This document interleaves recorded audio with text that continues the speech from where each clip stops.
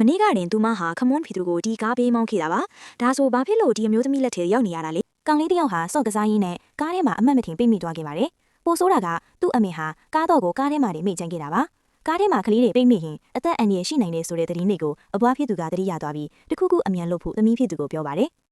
ဒါပေမဲ့အဲ့ဒီအမျိုးသမီးကတော့လမ်းဘေးမှာကြောက်ခဲကြလုံးရှိနေတာတောင်တားမှန်ကိုမခွဲရဲခဲ့ပါဘူး။ဘာဖြစ်လို့လဲဆိုတော့ဒီကားဟာသူမရဲ့ရေးစားစီကငှားစီလာတဲ့အဆင့်မြင့်စိန်ကန်ကားဖြစ်နေလို့ပါ။သူမဟာဘေးနားကလူတွေကူညီပေးမလားဆိုတဲ့မျှော်လင့်ချက်နဲ့အော်ဟစ်အကူအညီတောင်းနေုံပဲတက်နိုင်ခဲ့ပါလေ။ကားတွေကကောင်လေးကလေအချင်းကြီးမဟန်မှန်းတီးပြီးအကျယ်ကြီးငိုပါတော့လေ။အဲ့ဒီအချိန်မှာအမျိုးသမီးစီးကြီးကိုတယောက်ဟာသူမရဲ့သမီးလေးနဲ့အတူလမ်းလျှောက်လာရင်ဒီယုံကြီးစံခတ်ဖြစ်မှုကိုတတိထားမိသွားပါတယ်။ခလေးရဲ့အသက်အန္တရာယ်ကစိုးရင်ရတဲ့အတွက်သူမဟာမြေကြီးပေါ်ကကြောက်ခဲကိုကောက်ယူပြီးစိန်ခံကားရဲ့မှန်ကိုချက်ချင်းရိုက်ခွဲလိုက်ပါတယ်။ကလေးကိုဘေးကင်းကင်းနဲ့ကဲထုတ်ပြီးပြီးနောက် CEO အမျိုးသမီးကထွက်သွားဖို့ပြင်ပြီးမဲ့ကားပိုင်ရှင်အမျိုးသမီးကတော့သူမကိုဆွဲထားပြီးကားမှန်ဖို့လျော်ကြေးတောင်းပွားတော့တယ်။ CEO အမျိုးသမီးဟာတကယ့်ကိုအံ့အားတင်သွားပါတယ်။ကလေးကိုကဲတင်ပေးခဲ့တာကိုကျေးဇူးမတင်ပဲပတ်စံတောင်းခံရလိမ့်မယ်လို့သူမလုံးဝမထင်ထားခဲ့ပါဘူး။ဘေးကလူတွေကလည်းထိုအမျိုးသမီးကိုဝိုင်းဝန်းခဲ့ရကြပေမဲ့သူမကတော့ CEO အမျိုးသမီးကတမင်တကာကားကိုခက်စီတာထက်ကြောင်းဇွညင်းနေခဲ့ပါတယ်။ CEO အမျိုးသမီးကသူမရဲ့အဖြစ်မရှိကြောင်းတက်သေးပြဖို့ကျောင်းရှိက CCTV ကိုစစ်ဆေးဖို့ဆုံးဖြတ်လိုက်ပါတယ်။ဒါပေမဲ့ကားပိုင်ရှင်အမျိုးသမီးကဒီကျောင်းရဲ့ကျောင်းကငါ့ယောက်ျားသူ့ခွင့်ပြုချက်မပါဘဲဘယ်သူမှ CCTV ကြည့်ခွင့်မရှိဘူးလို့ပြောလိုက်ပါတယ်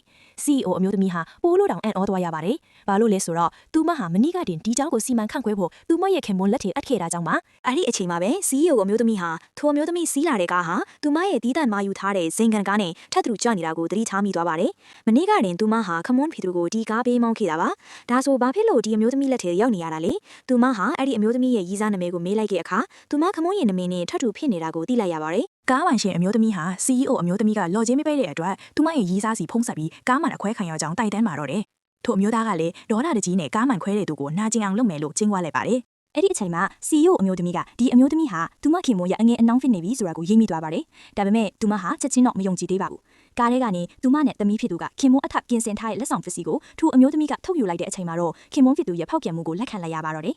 မကြခင်မှာပဲကျောင်းရှိကိုသူ့အမျိုးသမီးကရောက်လာပါတယ်။အငယ်အနှောင်းဖြစ်သူကသူ့စီဖေးတော်ပြီး CEO အမျိုးသမီးကိုစုံမပေးဖို့တိုင်တန်းပါတယ်။ဒါပေမဲ့ကားမှန်ခွဲလိုက်ကသူ့ဇနီးဖြစ်နေတာကိုမြင်လိုက်ရတဲ့အခါသူ့အမျိုးသားဟာချက်ချင်းတောင့်တင်းသွားပါတော့တယ်။သူဟာအငယ်အနှောင်းဖြစ်သူရဲ့လက်ကိုတွန်းဖယ်လိုက်ပြီးသူ့ဇနီးကိုဘာလို့ဒီကိုရောက်နေရလဲလို့တုံတုံနေမေးလိုက်ပါတယ်။အခြေအနေကိုမရိပ်မိသေးတဲ့အမျိုးသမီးက CEO ကိုအသိပေးဖို့ဆက်ပြောနေတော့မှပဲထိုအမျိုးသားကသူမကိုပါရိုက်လိုက်ပါတယ်။ပြီးနောက်သူ့ဇနီးကိုခွင့်လွှတ်ဖို့ချက်ချင်းတောင်းပန်ပါတော့တယ်။ဒါပေမဲ့ဇနီးဖြစ်သူကတော့သူ့ကိုပါရိုက်လိုက်ပြီးချက်ချင်းပဲကွာရှင်းဖို့ပြောကသမီးလေးကိုခေါ်ပြီးထွက်ခွာသွားခဲ့ပါတယ်။အဲ့ဒီအမျိုးသမီးကတော့ဒီအမျိုးသားရဲ့စီးစိမ်ဥစ္စာအလုံးဟာသူ့ဇနီးစီကလာတာမှန်အခုထိမသိသေးပါဘူး။နောက်ဆုံးမှာတော့အမျိုးသားဟာပိုလို့တောင်ဒေါသထွက်သွားပြီးထိုအမျိုးသမီးကိုအဲ့ဒီနေရာမှာလမ်းခွဲလိုက်ပါတော့တယ်။နောက်ထပ်ဇာတ်လမ်းကောင်းတွေကြည့်ရှုဖို့ like and subscribe လေးတွေလုပ်ဖို့မမေ့ကြနဲ့အောင်နော်။ comment မှာလည်းဘလို့အကြောင်းအရာလေးတွေကြည့်ချင်လဲရေးသွားပေးကြပါအောင်မျိုးတို့။